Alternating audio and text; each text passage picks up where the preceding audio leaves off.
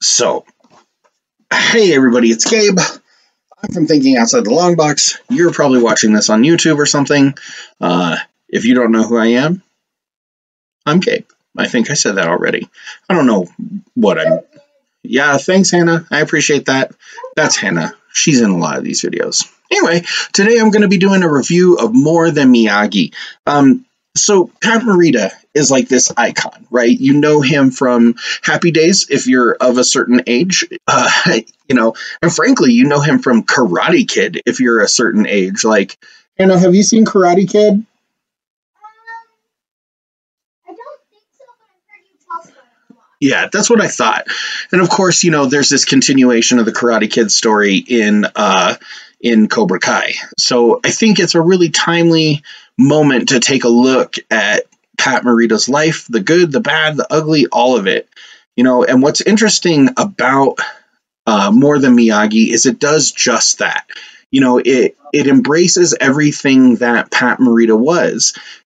Obviously he got his start in early Hollywood, right after the war. His manager was Lenny Bruce's mom.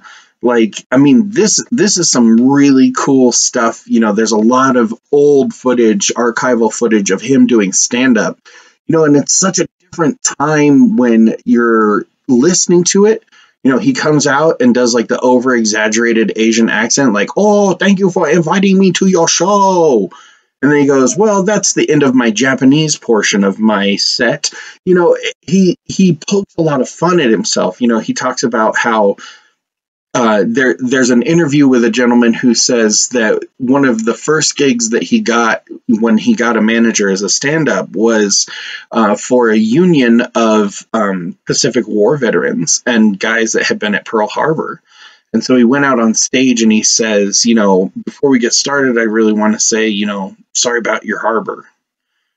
And at first there was dead silence, and then the crowd began to laugh because we all know that tragedy plus time, roughly 3 to 5 minutes, equals humor.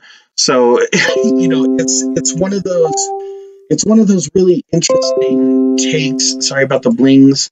It's one of those really interesting takes, on a way to approach such a difficult time for an entire race of people. He talks about how they talk about how, and honestly, he talks a lot. There's a lot of voiceover work that he did for this, and it was carried out kind of by his wife after his death. She finished it for him, but he had already started the work on it. But he talks about how after the war, his parents opened a Chinese restaurant, not just because Japanese food wasn't popular yet, but because a lot of Japanese people were pretending like they were Chinese because of the just rampant racism against Japanese people. He talks about his time in the hospital. Apparently he spent about 9 years of his life in the hospital, unable to walk for 7 of them. He talks about his time, that he finally learns how to walk. He's been walking for about 2 years, and then they just ship him to an internment camp, which, how fucked. That probably, if we were able to monetize, that would take it away. But how fucked? American concentration camps, it's horrific. It talks a ton about Karate Kid. It has a lot of interviews from the cast of Karate Kid, and they talk a lot about, what a kind and funny and gentle man he was, and that, he always strove to be the center of attention through his humor. But then they also talk about kind of the tragedy that is not only his alcoholism, but also the way he passed due to his alcoholism. And it doesn't shy away from that, which I think is really, really important. My dad has 30 some years of sobriety, super fucking proud of him. But watching somebody go from, that point where they can't stop drinking to the point where they do stop drinking is such an arduous journey. And by the time, Pat Morita in his life was starting to have health issues because of his drinking, he felt like it was too late because he had been drinking, in the movie, they said he had been drinking since he was 12. So it's sad. It's sad to see someone go from something that is so easy to slip into. alcoholism is a real simple thing to get, out. Booze is readily available. You can get addicted to it so fast, and it's like caffeine. It's just there. We don't think about it being addictive, and then you're stuck. I probably have that problem with weed. My wife has that problem with cigarettes. It's that kind of issue is something that I think is important to not gloss over in somebody's life, whether they were a good person or not. It's good to know so that they can be like a lesson. I take a lot of lessons away from my dad and the time that he spent as an alcoholic, or a practicing alcoholic, as he would say it.